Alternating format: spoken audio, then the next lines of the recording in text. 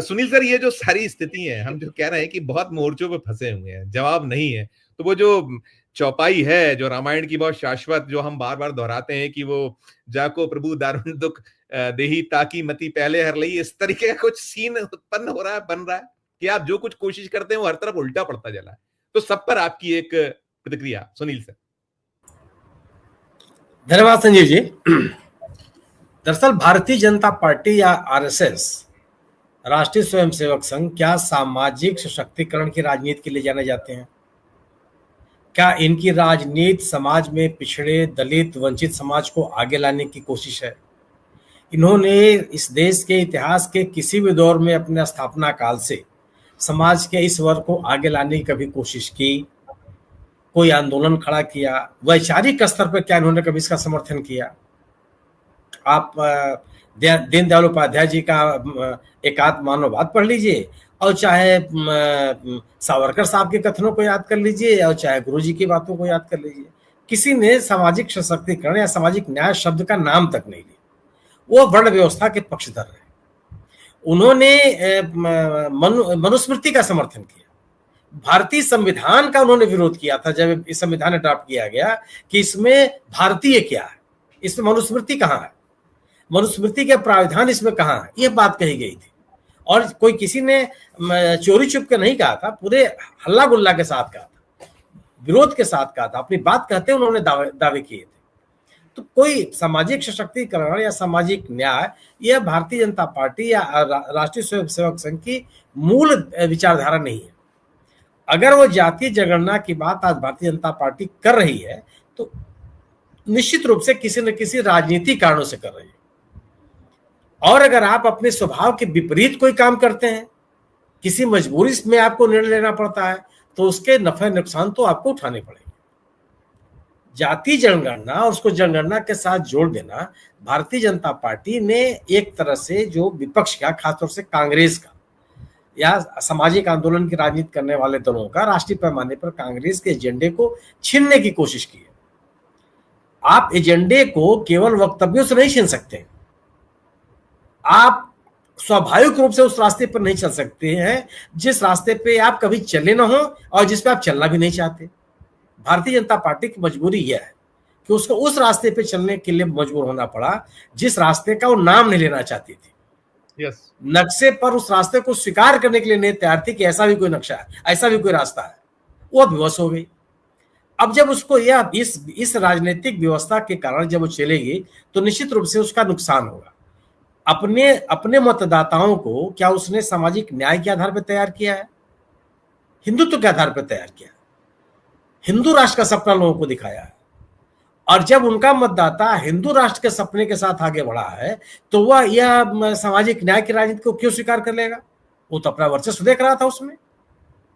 वो तो उनका मतदाता आरक्षण का विरोध करता था, करता रहा है कि साहब जब आप आरक्षण देते हैं तो योग्यता के साथ आप समझौता करते हैं। ये बाकायदे लोग तर्क देते रहे हैं, देते। तो आपने कैसे ऐसे एक वैचारिकी तैयार की, एक ऐसा सामाजिक राजनीतिक माहौल तैयार किया और उसके विपरीत रास्ते पे आपको चलने के लिए बाध्य होना पड़ा। तो स्वाभाविक सी बात है कि यह एक स्वाभाविक स्थिति भारतीय जनता पार्टी के लिए नहीं है। अब उनको ये निर्णय लेने पड़ेंगे। उन्होंने जातीय जनगणना कराने की घोषणा की, जातीय जनगणना कराने की घोषणा किया, क्या वो स्वाभाविक निर्णय था? वो भी बिहार के चुनाव की राजनीति के मद्देनजर किया गया कि जो कांग्रेस या महागठबंधन के लोग जिस जातीय जनगणना की बात कर रहे हैं वो तो बात कर रहे हैं, हम करके दिखा दे रहे हैं। उन्होंने उस बात को कहने की कोशिश की, लेकिन वो क्या उसको स्वीकार कर पाएंगे? और अगर वो स्वीकार करते हुए आगे बढ़ेंगे तो क्या उनका मतदाता उनके साथ रह पाएगा? जो शाखा में जाकर के जिन राजनीतिक समर्थकों को उन्होंने तैयार किया है वो समर्थक उनके साथ बना रह पाएगा क्या इसी लक्ष्य के साथ तो आरएसएस या बीजेपी के साथ शामिल हुआ था? उसका लक्ष्य तो कभी नहीं था। उसने अपने स्थापना काल से लेकर के आज तक समाज के वंचित लोगों को, जिनको वर्ण व्यवस्था में सबसे नीचे दर्जे में लोग आते हैं, उनको मुख्य धारा में लाने की भी कोशिश की क्या? न की, और न कभी समर्थन किया, न वैचारिक स्तर पर सोचा। अब आपको उनको लेके आना पड़ेगा। तो वह लोग जो अब तक आपके हाथों से वंचित रहे हैं, आपके हाथों से उपेक्षा के शिकार रहे हैं, वह तो आपके साथ आने से रहे। और जिनको आप अपने साथ ले आए हैं वह इस नारे के साथ आपसे दूर होते चले जाएंगे। प्रतिबद्ध लोग होंगे, निश्चित रूप से होंगे, जो संघ कुछ भी करे वो उनके साथ रहेंगे, लेकिन जो लोग हिंदुत्व के नाम पर, हिंदू राष्ट्र के नाम पर बीजेपी के साथ आए या संघ के साथ जोड़ने की कोशिश की, उनका क्या होगा?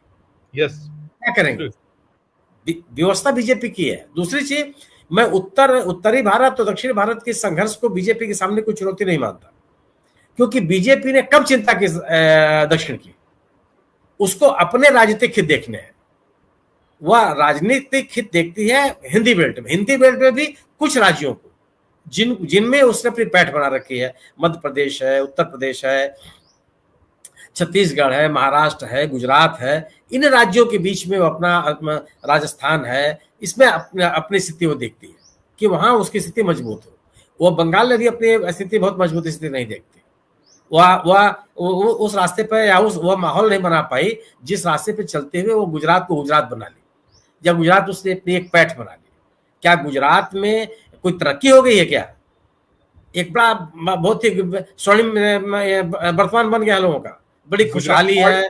मॉडल जो कहते हैं वो सब उसकी सचमुच क्या है वो वहां के लोग बता देते हैं, बताने लगे, सबके सामने है। वो क्या एक पोलराइजेशन की स्थिति बनाई उन्होंने, और एक अभी भी बनी हुई है। उसमें कितना सेध लगा पाएंगे विपक्षी दल? वो विपक्षी दलों की एकता भी कई बार उसमें उनको सहयोग करती रही है। खैर, ये अलग का सवाल है। तो वह कोई दक्षिण भारत के राज्यों में पनप रही नाराजगी उनके लिए कोई राजनीतिक व्यवस्था हो जाएगी? मैं नहीं मानता इसको। भारतीय जनता पार्टी इस तरह की चिंतन को बहुत स्वीकार नहीं किया। अगर उसको राजनीतिक लाभ मिलेगा और अपनी राजनीतिक लाभ उसकी प्रथम प्राथमिकता होगी। वह संसद भवन में बढ़ी हुई सीटों की संख्या के आधार पर एक नया संसद भवन तैयार करने के पीछे उसको स्वीकार करना है बीजेपी का कि ठीक है, कुछ भी स्थिति आएगी हम उसको स्वीकार करेंगे। तो जो या उनके रास्ते में कोई बहुत बड़ा रोड़ा बनेगा, मुझे ऐसा लगता नहीं। हाँ, ये जरूर है कि जो नुकसान होगा साउथ में, उसकी चिंता भारतीय जनता पार्टी राजनीतिक तौर पर करती नहीं, क्योंकि उसकी वो भरपाई उत्तर भारत में करने की स्थिति में अपने आप को पाएगी। उत्तर भारत में उससे क्या प्रतिक्रिया होगी एक अलग का सवाल है, तो वह बड़ी चुनौती नहीं होगी। लेकिन जैसे ये महिला आरक्षण का सवाल है, महिला आरक्षण इतना सामान्य विषय नहीं है।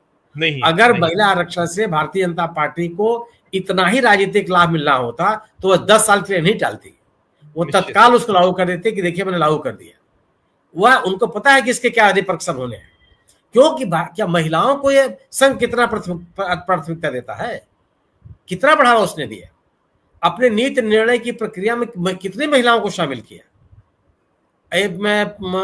इक्का दुक्का भारतीय जनता पार्टी ने कितने महिलाओं को प्रोत्साहित किया। इक्का दुक्का उदाहरण है, जब किसी महिला को उन्होंने मुख्यमंत्री बनाया, उमा भारती जैसे लोगों को, तो अगर आप अपवाद रूप छोड़ दीजिए तो कहां पे उन्होंने इतनी जगह दी?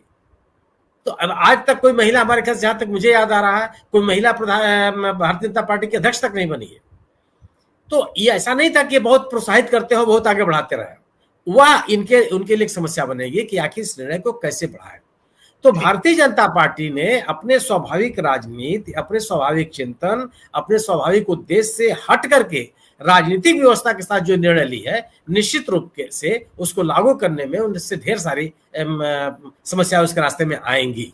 सुनील सर, सभी मसलों पर जैसे हम शुरुआत करी थी कि बहुत मसले मुद्दे हर पे आप कहीं विफलता सामने आ रही है, आप नहीं आपके कार्ड चल पा रहे हैं, और जो ये मुसलमान वाला जो पत्ता रहा है वो शाश्वत पत्ता है बीजेपी का, संघ का, वो भी अभी जब से हुआ था पहलगाम की कोशिश तो हुई थी, पहली दिन छत्तीसगढ़ से आ गया था कि धर्म पूछा जाति नहीं पूछी, और फिर उसके बाद हमने विजय शाह को देख लिया था, वो क्या करता, आतंकवादियों की बहन बता दिया था, लेकिन वो चला नहीं। तो अब हिंदू मुसलमान नहीं छिपा रहा है, ये चीजें कहीं दिक्कत में है। और इन सब के साथ साथ एक बड़ा मसला कि अब जो मोदी और शाह है कि सत्ता में कैसे बने रहना है, तो जो कांग्रेस के स्लीपर सेल्स जो बात कर रहे थे, राहुल गांधी आए थे भोपाल, इसके पहले गुजरात में उन्होंने बहुत सारी बातें कही थी, इंप्लीमेंटेशन होता नहीं दिखा है, लेकिन उनकी निगाह नजर, और साथ में अब इंडिया ब्लॉक में भी कहीं वो सेंधमारी की कोशिशें हो रही हैं। तो सतर्कता विपक्ष को क्या करना चाहिए एक, और दूसरा जो है इनके कार्ड्स ये जो हैं अब कैसे इसको रिवाइव हो, जैसा कह रहे हैं, तो दोनों पर आपका लगता है कि आने वाले दिनों में क्या कुछ दिखलाई पड़ेगा, संभावनाएं क्या है, और विपक्ष कैसे सतर्क हो जाए? दोनों पर छोटी छोटी टिप्पणी आपकी, फिर मैं धनंजय सर पे खत्म करूं। नहीं, विपक्षी एकता तो आवश्यक है ही है, और विपक्षी एकता ही बीजेपी की चुनौती है। बिहार में वो क्यों बेचैन है? बिहार में महागठबंधन में कोई दरार इनको खोज नहीं पा रहे हैं। वहां कांग्रेस, आरजेडी और बाद में सुनील सर रास्ता ढूंढा है उन्होंने, केजरीवाल फिर सक्रिय हो गए, वो उनका केजरीवाल की कोई ताकत नहीं रह गई है। केजरीवाल तो आप सोचिए केजरीवाल ओवैसी अब पूरी तरह से एक्सपोज हो गए कि ओवैसी क्या है, जो बी टीम भाई ओवैसी तो पिछले बिहार चुनाव के बाद ही एक्सपोज हो गए थे, 2020 में ही बिहार के चुनाव में जो उनको सफलता मिली, क्या वो सफलता उसके बाद किसी राज्य में चुनाव हुआ उसमें मिली क्या? छोड़ के लोग चले गए, क्योंकि उनका सबको समझ में आ गया किस एजेंडे पे आप चल रहे हैं। तो केजरीवाल के साथ भी स्थिति है। केजरीवाल ऐसा नहीं है केजरीवाल इतना बड़ा राजनीतिक ताकत खड़े हो जाएंगे। केजरीवाल की राजनीतिक ताकत तभी बचेगी वह अगर इंडिया दल समूह में शामिल होते हैं। अकेले वो कुछ नहीं कर सकते। अब उनको बिहार के दिल्ली के चुनाव में ही लग गया। दिल्ली के चुनाव में कांग्रेस का साथ उन्होंने नहीं लिया, कांग्रेस सामने आ गई। क्या हसर हुआ आपके सामने है? मैंने विधानसभा के चुनाव के कुछ महीने पहले हुआ था नगर निगम का चुनाव, क्या जबरदस्त तरीके से जीत करके आई। 15 साल का शासन खत्म हुआ था बिहार का, आम आदमी पार्टी जीत करके आई। उसके बाद विधानसभा का चुनाव हुआ, खत्म हो गए। लोगों ने वोटों का बंटवारा हो गया, भारतीय जनता पार्टी जीत के चली आई। और आप बिहार दिल्ली का चुनाव हारने के बाद कहीं सुनाई पड़ रहा है क्या अरविंद केजरीवाल साहब? नहीं, कहीं दिखाई पड़े अपनी राजनीतिक गतिविधि? तो वो कहानी नहीं। बीजेपी के साथ चुनौती वही, इसीलिए आप सही कर रहे हैं कि वो ऐसे ऐसे रास्ते खोजती है। वो कहीं अरविंद केजरीवाल को भेजेगी कभी। आप सोचिए ना कि हमारे प्रदेश के नेता जो उत्तर प्रदेश के सभी सीटों पर चुनाव नहीं लड़ सकते हैं, वो जम्मू कश्मीर चुनाव लड़ चलने गए थे। राष्ट्रीय लोकदल के जयंत चौधरी साहब वहां चुनाव लड़ रहे थे वो। तो ये वोटों के बंटवारे के लिए भारतीय जनता पार्टी किसी सीमा तक जा सकती है। लेकिन मेरा अपना मानना है कि अब जनता यूनाइटेड है, लोग यूनाइटेड है। वो भारतीय जनता पार्टी के खिलाफ इकट्ठे हैं और राजनीतिक दलों की मजबूरी है कि वो एक साथ रहे। जो ऐसे राजनीतिक दल जो माने रखते हैं राज्य विशेष में, तो वो तो संभव नहीं है। और यही बीजेपी की बेचैनी भी है। दूसरी चीज यह है कि आपके पास कुछ कहने के लिए हो तब आपका नैरेटिव चल सकता है ना। आप ऑपरेशन सिंदूर के बारे में लोगों को क्या समझा देंगे? अब यह कहने से तो काम चलेगा नहीं कि 1971 में आप शिमला समझौते में विमर्श के टेबल पे आप हार गए थे।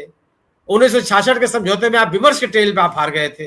यहां हो गया था, वहां हो गया। ये कहने से काम नहीं चलेगा। आपको ये बताना पड़ेगा कि आपने क्या हासिल किया। भाई मेरे पूर्वजों ने किसी कारणवश मेरी जमीन को गिरवी रख दिया, ठीक है। वो आज सफाई देने के लिए तैयार नहीं। आप कह रहे हैं कि उन्होंने गिरवी रखी, मैं नहीं मानता, या ढेर सारे लोग नहीं मानते। आपका कहना है कि उन्होंने गिरवी रख दी, ठीक। आप लायक पुत्र हुए तो उसको छुड़ा लीजिए ना, कि आप जो बची हुई जमीन है उसको भी गिरवी रख देंगे। कह रहे पूर्वज ही छोड़ गिरवी रखते चले आ रहे हैं, तो हम उसको कहां से बचा लेंगे? और अपनी पीठ थपथपाएंगे आप। नहीं होता है क्या ऐसा? बहुत बढ़िया। आप अपनी लायकियत का आप सब परिचय दीजिए भाई।